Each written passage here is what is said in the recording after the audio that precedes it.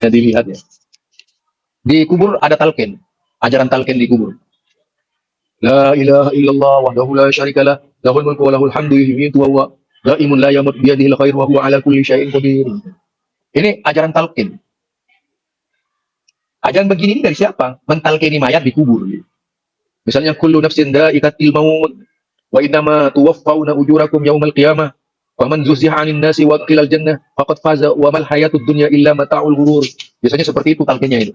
Terus sampai ke bawah itu apa? Ya fulan, apabila kamu ditanya, "Man rabbuka?" Allah, Allah Rabbuna. Itu yang ngajarin siapa? Ngajarin siapa coba? Ajaran siapa? Nabi. Nabi yang mana yang ngajarin? Saya tidak melarang orang mendoakan orang yang meninggal. Anda dengar baik-baik perkataan saya biar tidak salah paham. Tak ada orang yang melarang mendoakan yang meninggal. Anda belum paham juga dengan apa yang saya pahamkan itu. Kalau kita berdoa kepada Allah, memohonkan ampun kepada Allah, yaitu untuk yang mati, itu dibenarkan oleh syariat. Syaratnya tidak dilakukan berjamaah. Syaratnya sendiri-sendiri.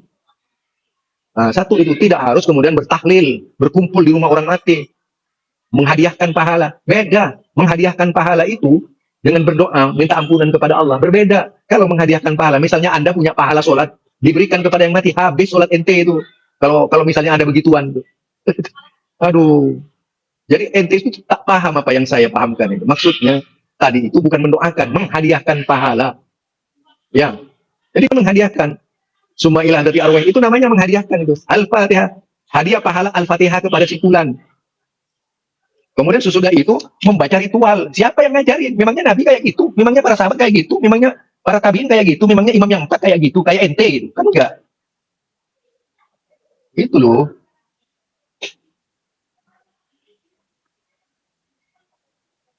Siapa yang bilang mengatakan doa tidak nyampe? Hadiah pahala. Neng, oneng. Ini orang nggak bisa membedakan antara hadiah pahala. Makanya kalau belajar Islam yang sungguh-sungguh, coba sekarang begini sajalah. Ada nggak praktek seperti itu di zaman Nabi? Bukankah keluarga Nabi? Apakah Nabi ketika meninggal itu misalnya, ada nggak yang baca tahlilan itu? Keluarga besarnya. Yang mana? Dari istrinya yang 10 itu. Ada nggak yang memperingati kematian Nabi? Anda perlu jawab saja itu. Kalau memang bisa. Kemudian para sahabat. Para sahabat itu banyak ahli surga loh. Tapi tidak ada satupun dari mereka itu yang diperlakukan seperti tahlilan. Imam yang 4. Imam Hanifah, Abu Hanifah, Imam Malik, Imam Syafi'i, Ahmad bin Hanbal. Tidak pernah tahlilan. Nah, yang Anda hidup di Indonesia ya, itu dari mana belajar tahlilan ini? Astagfirullah. Makanya talqin di Jawa itu banyak yang salah. Allahumma maghfir lahu ha wa afihi ha.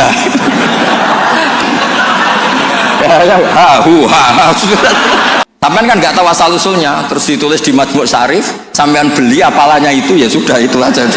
Sebetulnya itu yang di tradisi Jawa itu kombinasi dua hadis.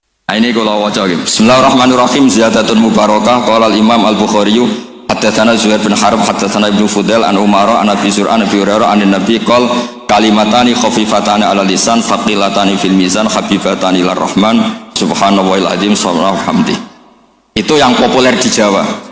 Terus saya tulis wa khatamal Imam Al-Bukhari bi hadzal hadis faqala haddatsani Ahmad bin Ishqab haddatsana Muhammad bin Fudail an Umar bin Qaqan Abi Zur'ah an Abi Hurairah radhiyallahu anhu qala Nabi sallallahu alaihi wasallam kalimatani habibatani lir rahman khafifatani ala lisan saqilatani fil mizan subhanahu bihamdi subhanallahil azim. Itu pinternya Ki Jawa, yang depannya pakai hadis satunya, yang belakangnya pakai hadis satunya. Sampean kan nggak tahu asal usulnya, terus ditulis di Majmu' Syarif, sampean beli apalanya itu ya sudah itu aja. Sebetulnya itu yang di tradisi Jawa itu kombinasi dua hadis. Makanya talqin di Jawa itu banyak yang salah. Allahumma maghfir lahu ha wa afihi ha.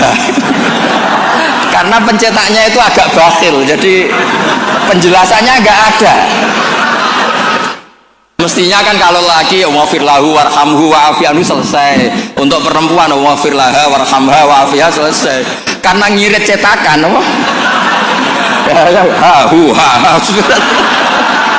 cobalah medit itu dilereni lah, maksud itu kan akibatnya itu kan nggak bagus itu. Cobalah percetakan harus tobat itu kasihan itu. Mudin-mudin itu banyak. Allahumma ighfir lahu wa afihi. Niku jenengan harus fatwa Gus, itu haram percetakan.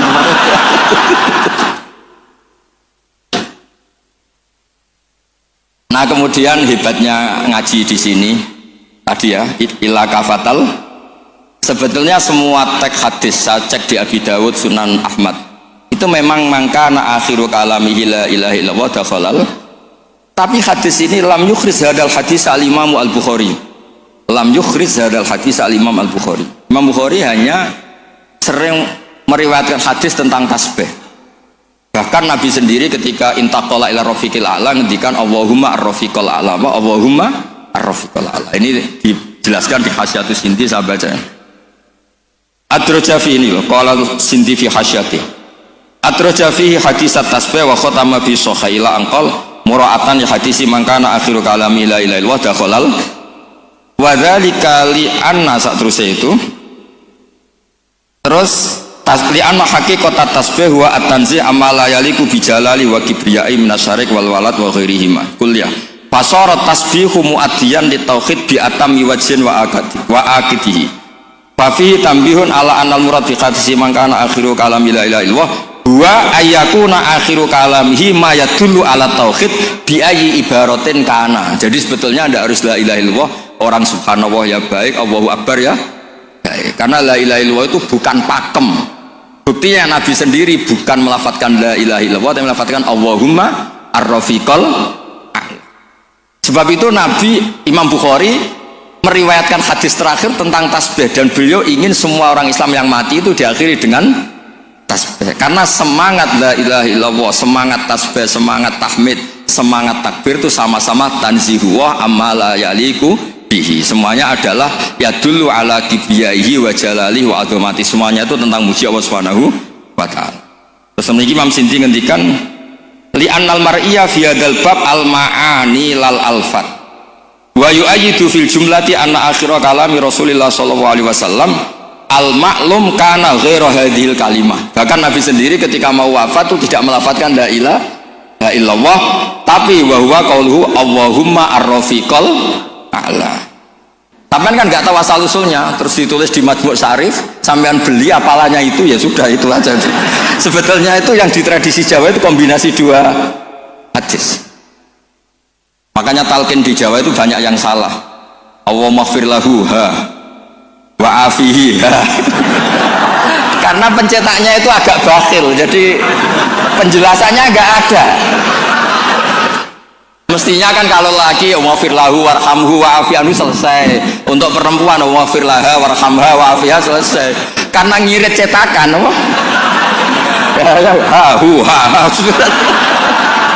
cobalah medit itu dilereni lah, maksud itu kan nah, ini kalau waca gitu. Bismillahirrahmanirrahim. Ziyadatun mubarakah. Qala al-Imam al-Bukhari haddatsana Zuhair bin Harb haddatsana Ibnu Fudail an Umar an Abi Zur'an Abi Hurairah an Nabi qol kalimatani khafifatani ala lisan faqilatani fil mizan habibatani lir rahman subhanallahil azim sallallahu hamdi. Itu yang populer di Jawa. Terus saya tulis wa khatamal Imam al-Bukhari bi hadzal hadis faqala haddatsani Ahmad bin Ishqab haddatsana Muhammad bin Fudail an Umar bin Qaqan Abi Zur'ah an Abi Hurairah radhiyallahu anhu qala Nabi sallallahu alaihi wasallam kalimatani habibatani lir rahman khafifatani ala lisan saqilatani fil mizan subhanahu bihamdi subhanallahil azim. Itu pinternya Ki Jawa, yang depannya pakai hadis satunya, yang belakangnya pakai hadis satunya. Sampean kan nggak tahu asal usulnya, terus ditulis di Majmu' Syarif, sampean beli apalanya itu ya sudah itu aja. Sebetulnya itu yang di tradisi Jawa itu kombinasi dua hadis. Makanya talqin di Jawa itu banyak yang salah. Allahumma ighfir lahu wa afihi. Karena pencetaknya itu agak bakhil, jadi penjelasannya nggak ada. Mestinya kan kalau laki Allahumma lahu warhamhu wa afi'anhu selesai. Untuk perempuan Allahumma laha warhamha wa afi'ha selesai. Karena ngirit cetakan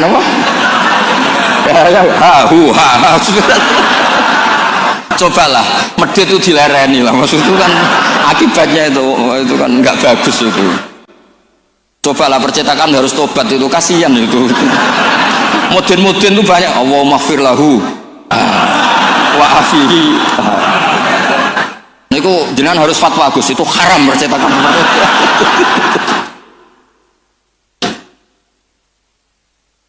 Nah kemudian hebatnya ngaji di sini tadi ya, ila kafatal. Sebetulnya semua teks hadis saya cek di Abi Dawud, Sunan Ahmad itu memang mangkana akhiru kalamihi la ilaha illallah dakhalal. Tapi hadis ini lam yukhriz hadal hadis al-Imam al-Bukhari. Lam yukhriz hadal hadis al-Imam al-Bukhari. Imam Bukhari hanya sering meriwayatkan hadis tentang tasbih. Bahkan Nabi sendiri ketika intaqala ila rafiqil a'la ngendikan Allahumma ar-rafiqal a'la, Allahumma ar-rafiqal a'la. Ini dijelaskan di Hasyatus Sindi, saya baca. Ad-Rajafi ini loh, qala Sindi fi hasyati. Ad-Rajafi hadis at-tasbih wa khatama bi sahila anqal mura'atan ya hadisi mangkana akhiru kalami la ilaha illallah dakhalal. Wa dzalika li anna satruse itu. Terus taslian haqiqat tasbih wa at-tanzih amma la yaliku bi jalali wa kibriyai minasyarik wal walad wa ghairihima kulliyah fasara tasbihu muaddiyan li tauhid bi atammi wajhin wa akidihi fa fihi tambihun ala anal murad bi hadisi mangkana akhiru kalami la ilaha illallah wa ayyakuna akhiru kalamihi ma yadullu ala tauhid bi ayyi ibaratin kana. Jadi sebetulnya tidak harus la ilaha illallah, orang subhanallah ya baik, Allahu akbar ya baik, karena la ilaha illallah itu bukan pakem. Buktinya Nabi sendiri bukan melafadzkan la ilaha illallah, tapi melafadzkan Allahumma ar-rafiqal a'la. Sebab itu Nabi Imam Bukhari meriwayatkan hadis terakhir tentang tasbih, dan beliau ingin semua orang Islam yang mati itu diakhiri dengan tasbih. Karena semangat la ilaha illallah, semangat tasbih, semangat tahmid, semangat takbir itu sama-sama tanzihuwah amma la yaliku bihi. Semuanya adalah yadullu ala kibriyaihi wa jalalihi wa azamati. Semuanya itu tentang muji Allah Subhanahu wa taala.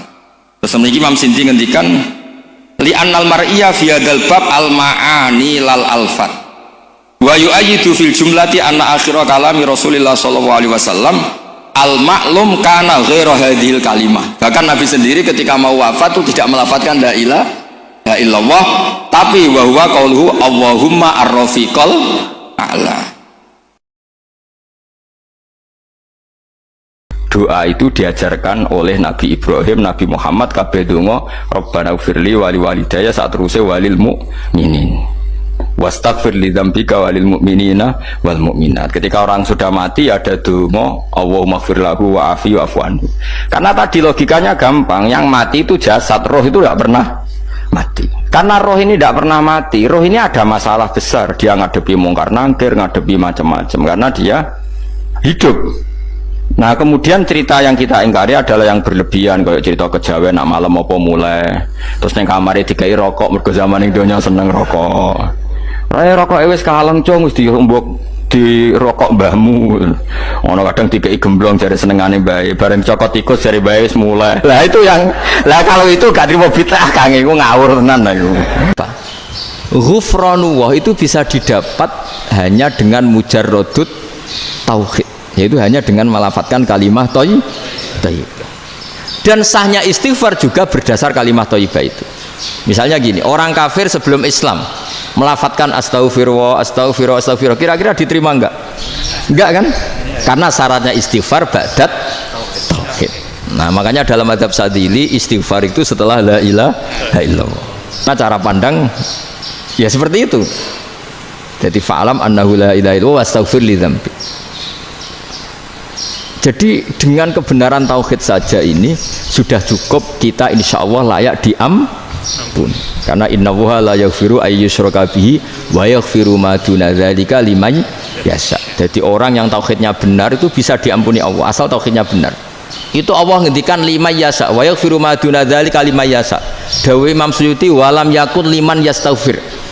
Jadi orang yang bertauhid secara benar meskipun gak sempat istighfar itu tetap potensi diampuni.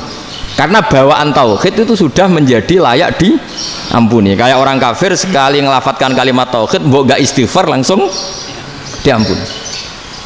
Nah karena melihat seperti itu terus orang berlomba-lomba memperbanyak jumlah ngelafat la ilaha illallah.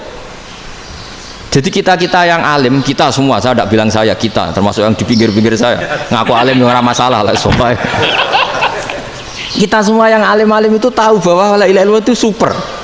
sudah bawaannya tauhid, juga punya kelayakan diampuni.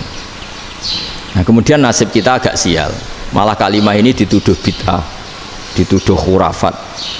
Mergo Nabi nggak pernah tahlilan, Nabi nggak pernah tahlilan. Kalau diartikan Nabi ratau maca la ilaha illallah, aneh gak kalimah ini. Jadi ini sudahlah, keanehan-keanehan ini kita terima, karena ciri utama wali, ciri utama ulama itu wa'udhu fisabilillah, harus pernah disakiti. Jadi kalau Unisma sakit kalau dituduh bid'ah itu berarti belum calon ulama. Calon ulama itu wa'udhu fisabilillah, harus disakiti.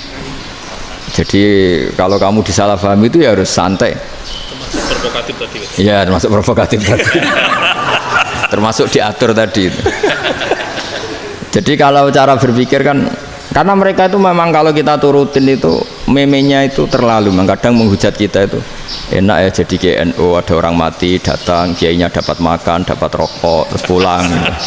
Jadi apa? Terus kita kayak tersangka terus. Kita kan kayak tersangka terus, tertuduh terus itu. Terus yang orang NU ya memenya juga nggak kalah ekstrimnya. Boleh ya ajaran orang nggak boleh ngasih kiai gitu. Berarti boleh dong ajaran kikir. Jadi memang kadang apa ya, cangkem elek lah bahasa kasarnya itu. Itu memang kadang lebih mengenakan. Kalau kita datang ke acara mayat kan dapat makan, dapat minum. Kalau yang sohibul bed rokok ya dapat rokok. Kalau kiainya dapat wajib, kadang 20.000, kadang 50.000. Terus memenya itu kok setega itu ya, ada orang meninggal kok malah kita makan-makan. Seakan-akan kan kultur ini biadab kan gitu. Tapi yang orang NU kebalikan bales. Oh ternyata nggak boleh ya mayat disodakoi, ternyata nggak boleh ya orang dermawan. Berarti Islam membolehkan medit ya gitu.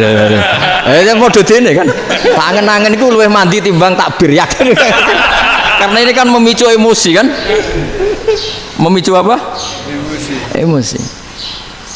Nah tapi saya kalau disuruh bela mana itu tidak ada yang saya bela. Ya seorang sudah lah, kalau mau nganggur saja sudah itu.